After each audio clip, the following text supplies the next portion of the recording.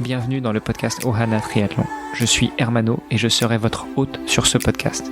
À mes côtés, Olivier De Scuter, le fondateur de la marque Ohana. Tous les jours, en 5 minutes, on vous explique comment lancer une marque de textile de sport et comment performer dans le triathlon. Ce podcast est sponsorisé par Ohana, spécialiste du textile de triathlon, natation, vélo, course à pied. Pour en savoir plus sur la marque, direction ohana.boutique. A tout de suite pour votre première commande.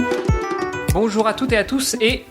pour ceux qui y croient, eh bien, joyeux Noël. Nous sommes le jeudi 24 décembre. C'est le jour où le Papa Noël descend de son traîneau pour déposer des cadeaux à tout le monde. Et nous, en guise de cadeau, aujourd'hui, avec mon compère Olivier, nous avons décidé de vous parler d'ultra. On a déjà abordé un petit peu ce sujet-là la semaine dernière, mais cette fois-ci, on va rentrer un peu plus dans le détail. On va parler d'ultra marathon et d'ultra trail. Salut Olivier, comment vas-tu ? Salut Hermano et joyeux Noël. Pas trop vite. Toi, tu as 6 heures de décalage. Enfin, plutôt, on te souhaitera un joyeux Noël dans 6 heures, n'est-ce pas ? Bon, on en reparle demain alors. Ça marche. Demain, au moment de la dinde et tout ça. Exactement.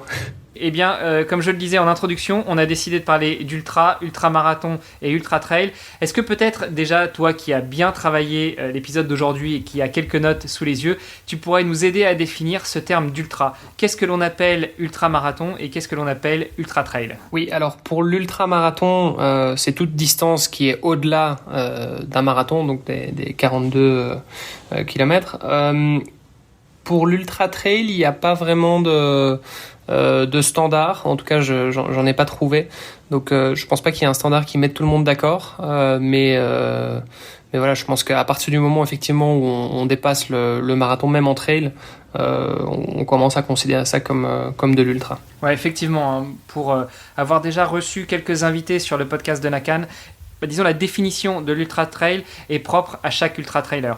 On a par exemple eu Greg Runner qui nous a dit que pour lui l'ultra trail ça commençait à partir de 50 km à peu près. Et puis j'ai eu François Hinault sur le podcast Dans les vestiaires qui me disait que pour lui l'ultra trail ça commence à partir du moment où on passe plus de 8 heures à courir, donc plus d'une journée de travail officielle à courir. Bon, sachant que cette notion de 8 heures est assez variable. Kylian Jornet va faire beaucoup plus de kilomètres en 8 heures que le plus simple des amateurs, à commencer par moi. Si on parlait un peu de toi, est-ce que tu as déjà parcouru de telles distances ? En une seule fois, sinon c'est pas drôle. Non, alors moi j'ai participé étant étudiant à des raids où on a effectivement des combinaisons avec du trail, une étape de trail, puis une étape de VTT, puis une étape de run and bike, etc. Donc en alternance, et donc ça en cumulé sur plusieurs jours. Effectivement, ça ressemble à on est à quelques centaines de kilomètres et ça fait effectivement ça ressemble à des épreuves d'ultra, mais bon, c'est avec des pauses et en dormant à chaque fois, donc je considère pas ça moi-même comme véritablement de l'ultra. La Fédération internationale d'athlétisme, la bien nommée IAAF, régule les courses sur stade et les courses sur route. Il me semble que ce n'est pas la même fédération qui régule les courses plutôt trail ou d'ultra distance. Est-ce que toi tu connais le nom de cette fédération ? Oui, alors il s'agit de la IAU pour International Association of Ultra Runners, donc l'association internationale des coureurs d'ultra, qui reconnaît 4 disciplines principales, donc le 100 km, le 50 km, les 24 heures et puis le trail. Et donc là, le trail, encore une fois, ça dépend à chaque fois en fonction du terrain. Donc comme on le sait, le trail, c'est pas de la route. Et donc la partie trail, fatalement, chaque trail est unique. Et donc c'est pour ça que c'est assez difficile à comparer. Donc il n'y a pas de distance standard pour le coup. Oui, effectivement, hein, comme on en parlait sur l'épisode propre au swimrun, tu me demandais s'il y avait des distances types. J'avais à peu près la même réponse, à savoir que vu que le swimrun est propre à chaque endroit où se déroule la course et que l'objectif en général c'est d'aller d'une île à une autre, eh bien il est relativement difficile de trouver des distances qui soient communes, puisque un atoll d'île française, un atoll d'île corse, un atoll d'île italienne ou même bien plus loin, eh bien les distances sont parfois difficiles à trouver à l'identique, et donc c'est plutôt un type d'épreuve qui se rapporte à un type d'effort qui est demandé.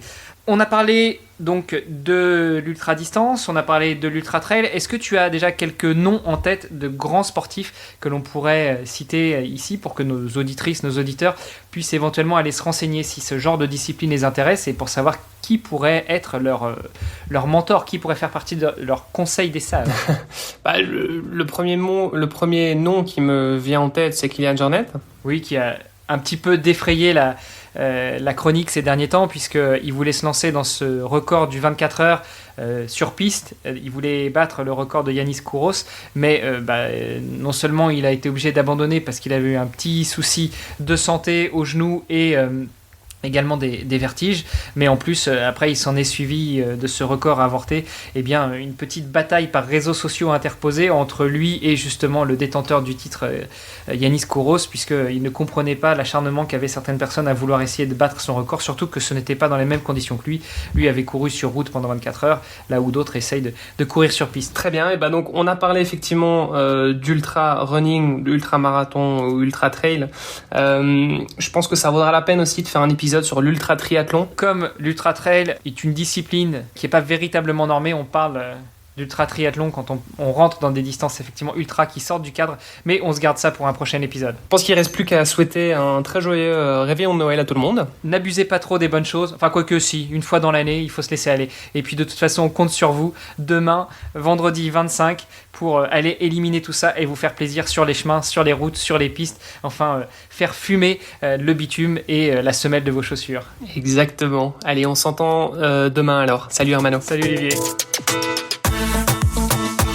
Ce podcast est sponsorisé par Ohana. Pour en savoir plus sur les textiles et les valeurs de la marque, rendez-vous sur ohana.boutique. ohana.boutique. À tout de suite pour votre première commande.